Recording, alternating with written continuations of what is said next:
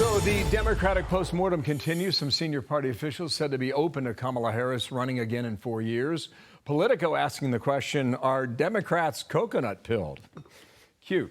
Lindy Li, she's the DNC Mid-Atlantic Regional Chair. How you doing? Thanks for coming back here, and good morning to you. You set things off when you talked about a $1 billion disaster based on that campaign. Here's Kamala Harris in D.C. on Tuesday of this week. No one can walk away. No one can walk away.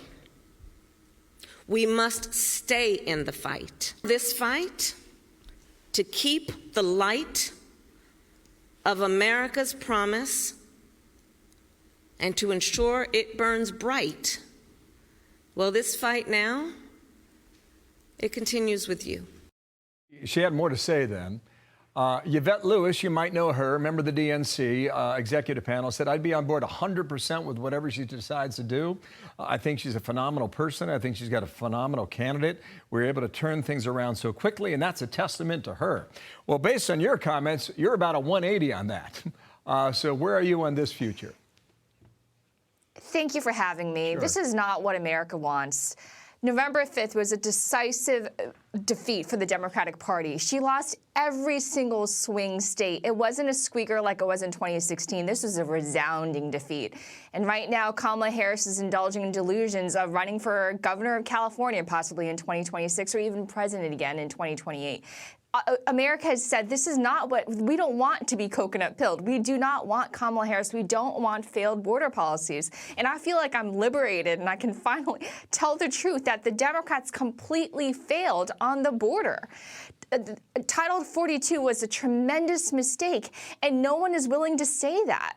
And you shouldn't be called bigoted or racist because you want strong borders for the United States. And you should be able to say that the economy was ailing under the Biden-Harris administration, that price hikes did indeed happen, but they denied that for the first 3 years of the administration. And when they finally did something, it was too late. Well, Lindy, you're now hearing from some Democrats who are singing a tune that's similar to yours. And I don't know where they were before the election or whether or not the smelling salts are working now. But Rahm Emanuel's one of them. Let me just read you what he's writing about, okay? He talks about with inflation stinging, school absenteeism skyrocketing, and students' academic scores plummeting, Democrats consume themselves in debates over pronouns, bathroom access, and renaming schools and adopted terms such as care economy and Latinx to win over voters. It was a hermetically sealed conversation with ourselves, and we appeared much as we sounded, distant and detached. Where were those voices pre-election day? Afraid of being canceled, because the cancel culture in the Democratic Party, and I experienced it this week, when I said there was a stench of loser hanging over the Democratic Party. You know what they called me? The W word, the C word.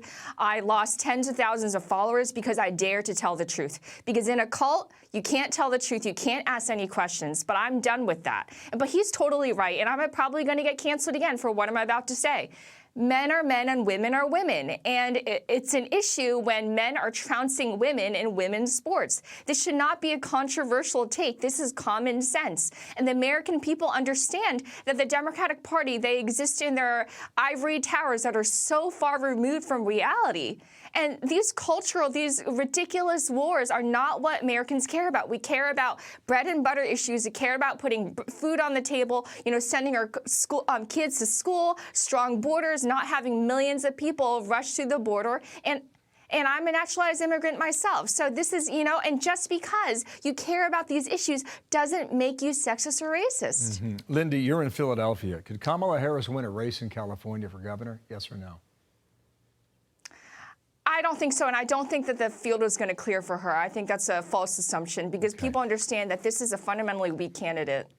I'm out of time. Thank you for yours, and we'll speak in the new year, okay? Lindy Li. Thank you so much. Thank you.